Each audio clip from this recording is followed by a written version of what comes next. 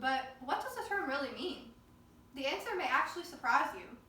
According to Lightspeed magazine, a body modification is anything done to deliberately alter one's physical appearance. This can include things like dyeing hair, bodybuilding, or even cosmetic surgery. However, these aren't usually the first things that come to mind when you hear the term body modification. Most people think of things like tattoos and piercings. This is probably because these are the most misunderstood and unaccepted forms of body modification among society today.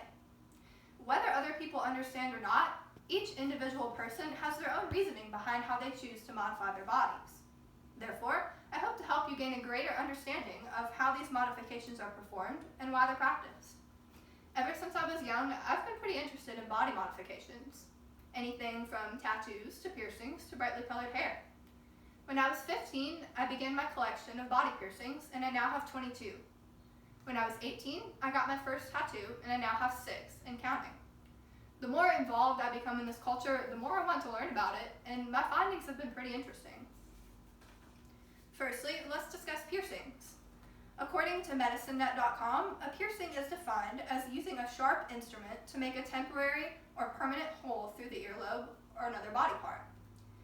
Oftentimes, during a piercing, a clamp is used around the site in order to make sure that the skin is tight and the piercing is performed with the most accuracy. Also, these needles are usually hollow, and the thickness or the gauge can vary depending on the location of the piercing. Also, these needles can be straight or curved depending on where the piercing is going to go. For example, a tongue piercing is performed with a straight needle in preparation for the straight jewelry to be inserted.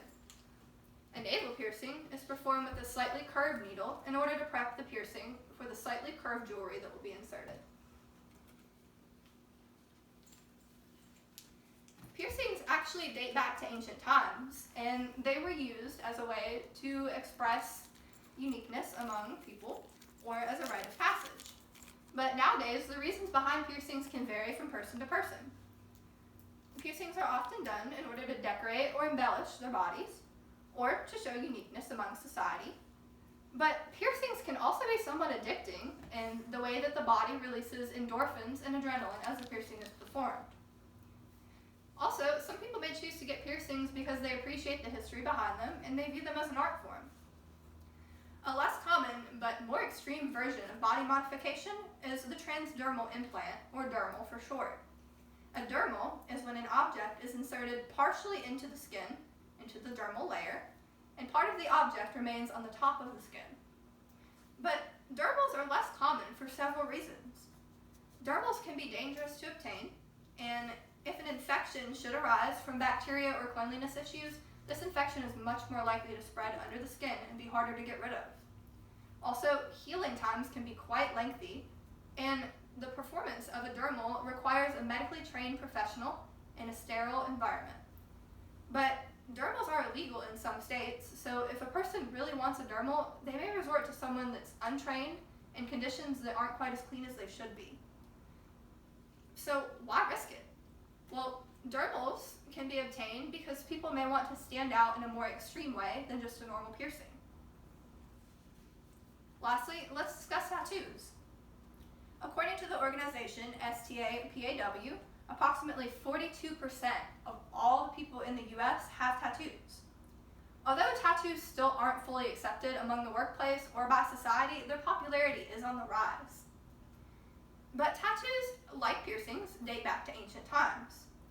They were originally performed hand-tapped with sharpened sticks or bones, hand-poked or stick-and-poke tattoos, which use a single needle, or the process that we're all most familiar with today, which includes a handheld tattoo gun that is composed of a grouping of needles that push the ink into the dermal layer of the skin. Tattoos are permanent because the ink pigments of the tattoo are too big for the white blood cells of the body to break down during the initial healing process.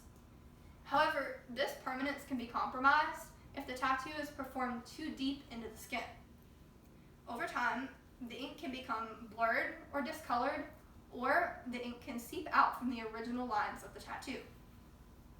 Also, unprotected sun exposure can fade your tattoo over time, and if the skin becomes stretched or starts to loosen, the tattoo shape can change as well. Tattoos can be gotten for a variety of reasons. Some people may choose to get a tattoo in memorial of someone that they care about. Others may choose their tattoos in order to show their life story. And some can symbolize importance of someone or something to that person. Other people may even choose tattoos just because they have an appreciation for the history and the art form, and might not have any other reason behind their tattoo other than, I just wanted it. So, as you can see, the motives behind some of these body modifications can vary greatly from person to person, and you're likely to hear a different story depending on who you ask. Perhaps piercings are chosen to be a form of decoration, while dermal implants can be an attempt to stand out in a more extreme way.